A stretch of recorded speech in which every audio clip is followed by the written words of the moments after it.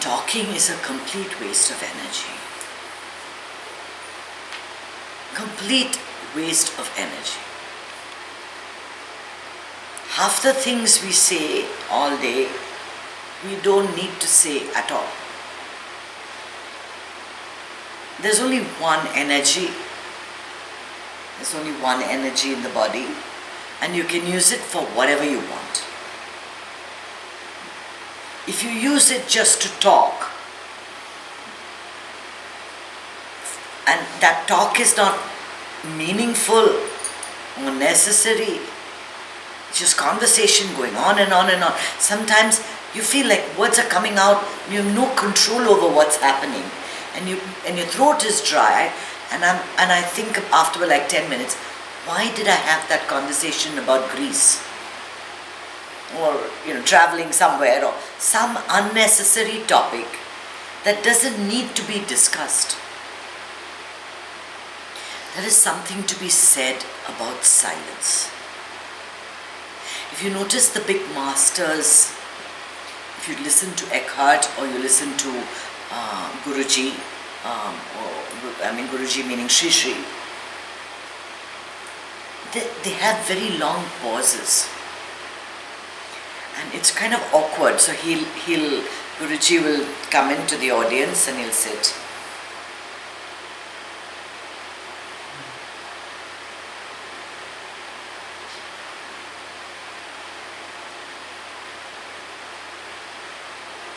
That's what he does. And then he says, so, what shall I say today? And it's the pauses that really make the vibration or the sound effective.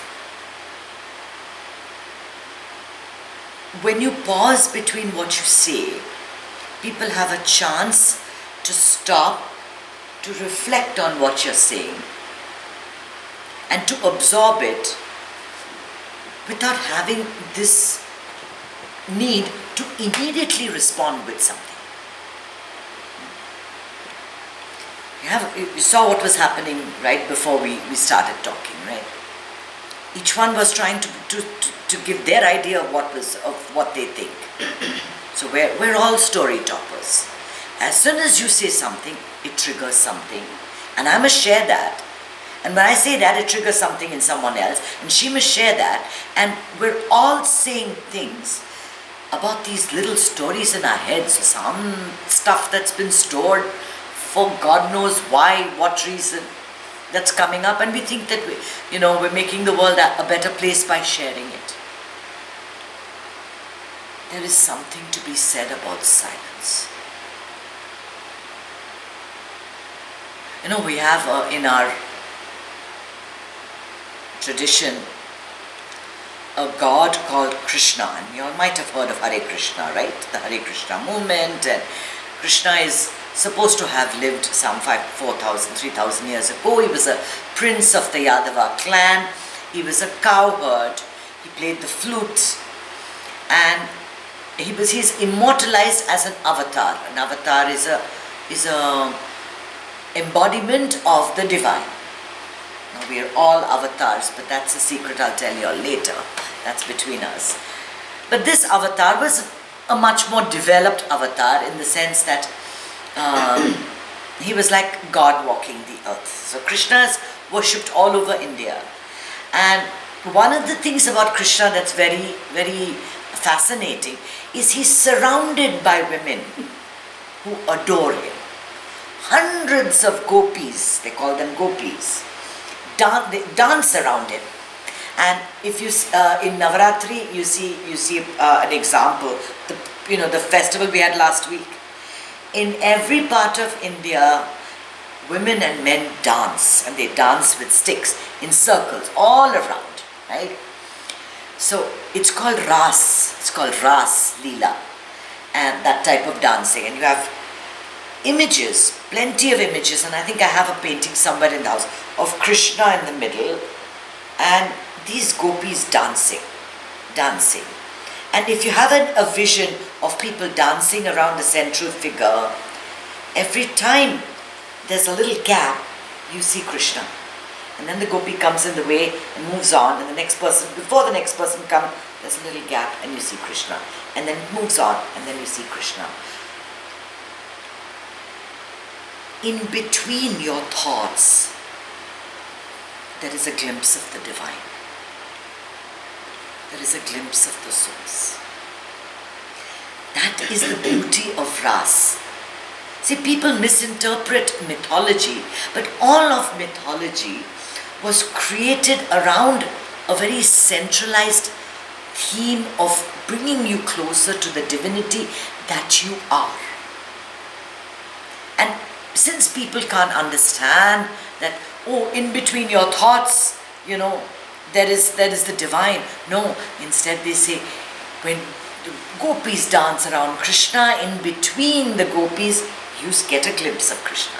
And when you see Krishna, they've made you think of him as this God, this wonderful person. You stop everything and you say, ah, Krishna, beautiful.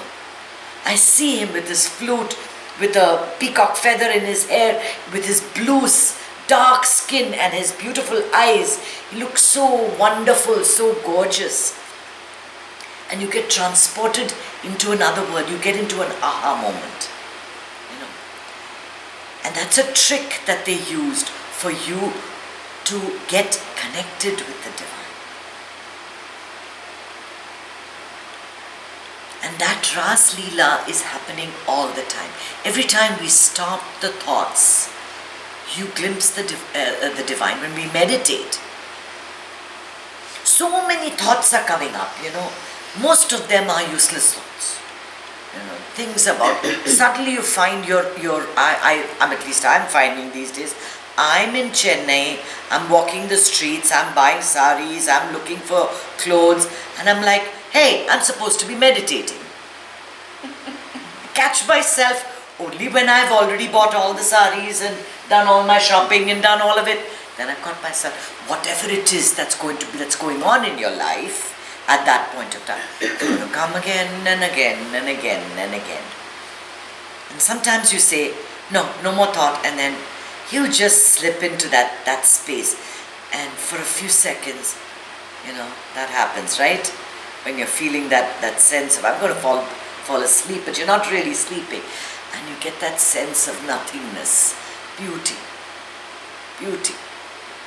Everything is okay. Not the problem in the world. Not in that moment, in that second. If you go deep into that feeling that you just get that amazing feeling that, oh, I can just fall into blissful sleep now. It's all great. In that second, there is no thought of, oh my God, I'm looking like this, I've got a wrinkle on my forehead. Oh my God, I put on weight, I haven't walked today, I can't walk today, my leg is hurting, my arm is hurting, my husband is like this, my sister's like that, he's there. Nothing. That all exists in this outer world of form of chatter.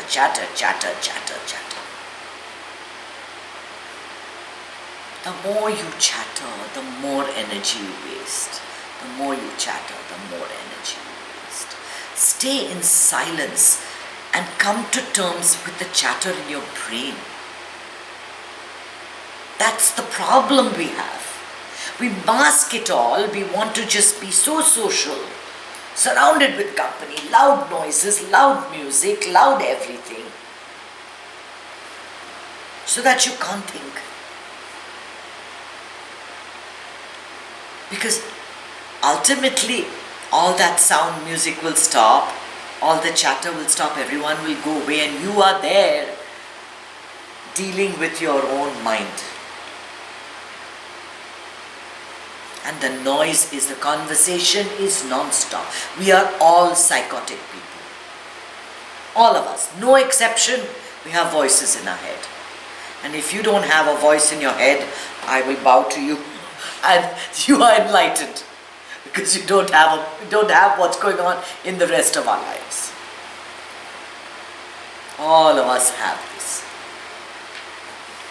And at least on the day we have meditation, let's keep the conversation more out of the material world, and let's keep the conversation. And if I slip up, I want to be told too, because you don't have too many opportunities or too many people that are going to make you get into this feeling of clouds and say floating along, and just that feeling that happiness is my birthright. And stay with that feeling. When you go home, don't quickly get into the world of phone, rushing and talking on the phone and watching TV. Don't do that. Not on Wednesday. Do it any other day. But at least this one day, one evening, gift yourself to be calm, to be silent, to confront your thoughts, to just be. To just be. Yeah.